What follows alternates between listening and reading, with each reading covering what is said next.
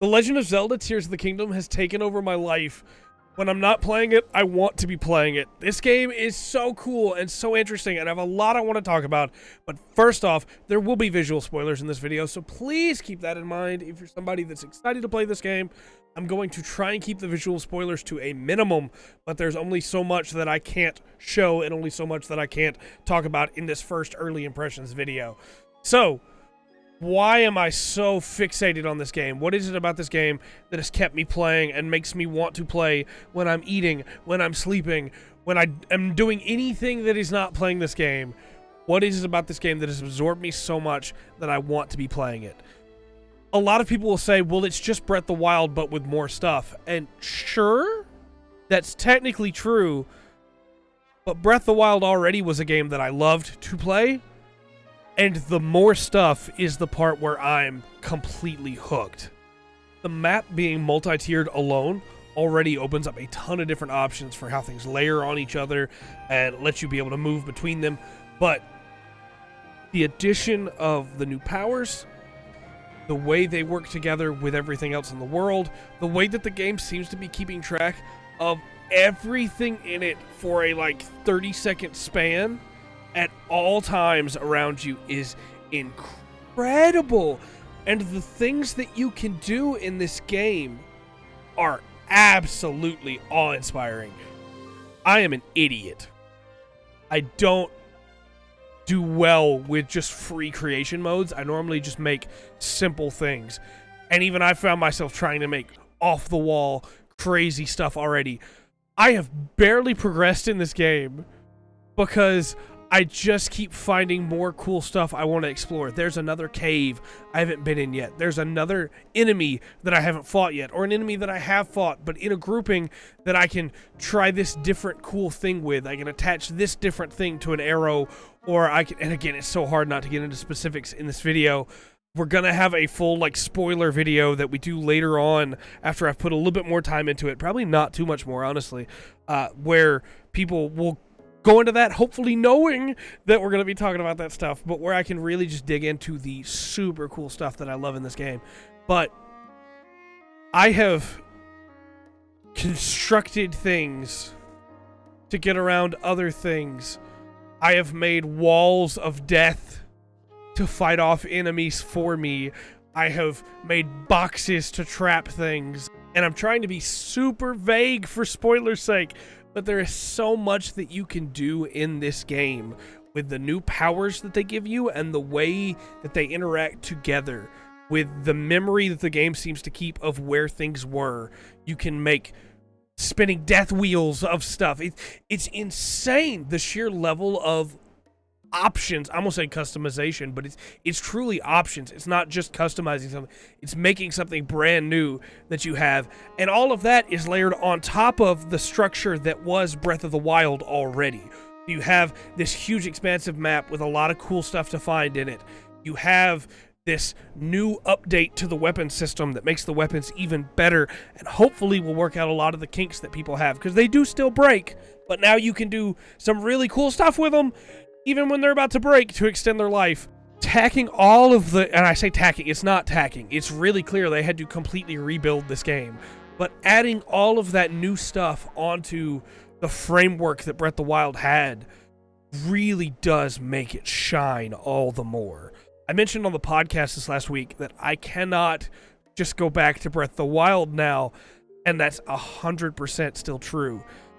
Breath of the Wild is my favorite Zelda game. It's one of my five favorite games of all time, and I think it's been eclipsed because I can't imagine going back without these new features. And there's little details too. I wasn't asked ahead of time if I wanted to transfer anything over, right? But my horses are here, so getting to pull up my horses. I didn't go with my horses at first. I went and captured a new horse so that I would be able to ride around the world with a new horse and have to start fresh so that it would take me time to get there. But the fact that I can just go, hey, you know what? Now I have my new horse and he's cool, but I want to pull back Old Trombe for a little while. It's just really nice.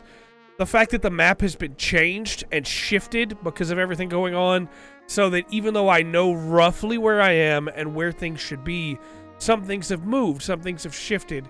And that's not even counting trying to get around the different sky islands and everything there, the new forge system, and all of the cool Z gear. Again, I'm being super vague so that I don't spoil things for people, because this is early impressions. This is, hey, I want to learn all this stuff for myself. But I do have a few minor complaints. The first one is, of course, the Koroks are back. But man, I don't know. As soon as I saw that first Korok, I was like, oh, here we go again. And there's some fun puzzles already that I've seen with them, so like that's not a bad thing. But just, oof. And the second is that the game does not play well undocked. Docked, I've had no problems. It's steady, it's constant, it's good, no problems. Undocked, not worth playing in my opinion. The frame rate loss is so high. I am only going to play this game docked, and that's unfortunate because this is a system that revels in being able to switch between docked and undocked, you know? But I can't do it. And the last one is, it's hard. It's a lot easier now that I have a lot more of the tools, now that there's more that I know how to do and more that I can do with it. But you start off with very few hearts, as always in a Zelda game, and some of the enemies that I found right away were able to one-shot me. So you gotta be careful. This is a difficult game compared to Breath of the Wild in a lot of ways. Breath of the Wild was difficult too, but it's not to like a Souls level, of course, but it is still harder, even though I've seen a couple articles already that are like, Tears of the Kingdom is the Dark Souls of Zelda. It's like, come on, man. Come on. Stop. But other than those things, this is some of the most fun I've had playing a video game in a long time. And I love video games. I love my job. Lets me play a bunch of cool video games. I've been having a blast with Chained Echoes. But there is something about just that little switch that's flipped in me when I have an open world full of stuff to explore that doesn't go, hey, go do this mission over here, and go do this mission over here, and go do this mission over here. It's just go. Find. Do. Here's the story if you want to do it. Do it at your own pace. When you have a side quest selected, we're not even going to show you the story stuff anymore on your map. Just the side quest. Just go. Do. And that's what Breath of the Wild did, and Tears of the Kingdom has only improved on that. The multiple levels to explore makes it so much more open of, where do I want to go next? Do I want to go this way? I'll go this way. But you know, I could, if I use this, I could try to get on that sky island, and there could be some cool stuff up there too. And then of course there's some other things that I don't want to spoil yet. There's just so much to do, and I find the different styles of play between the different levels to be really interesting as well. I've run into a few bosses already, and I haven't gotten into too much with that. I ran from two of the bosses that I ran into because, oh boy, I was not ready for that yet. But I've found a bunch of the shrines, and I've been doing those, and those have been a blast. The new tools are really fun to play around with there, and I'm really excited to get into the rest of this game. But man, I don't know how long this is going to take me. I was on a pretty good clip with beaten games for review. I was almost done with Chained Echoes, then we're going to move into Hi-Fi Rush.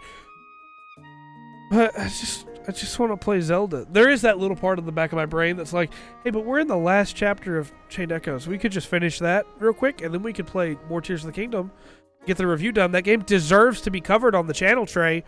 And I'm like, yeah, I mean, no, it does. Absolutely. It's a great game. It 100% deserves to be covered. But what's this way? What happens if I go over this hill? What's in that cave? What's over there? And ultimately, for me, that is what Tears of the Kingdom is. It is the framework that Breath of the Wild had that captured perfectly. Elden Ring did the same thing for me of what's over there, though. Not because I just didn't care about the story, but because I wanted to know what was over there, and I had the tools to go there.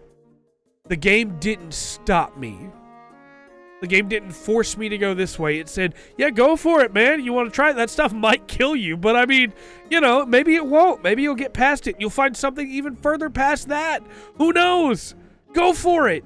It's your world. You paid for it. Go figure it out. And for me, that is...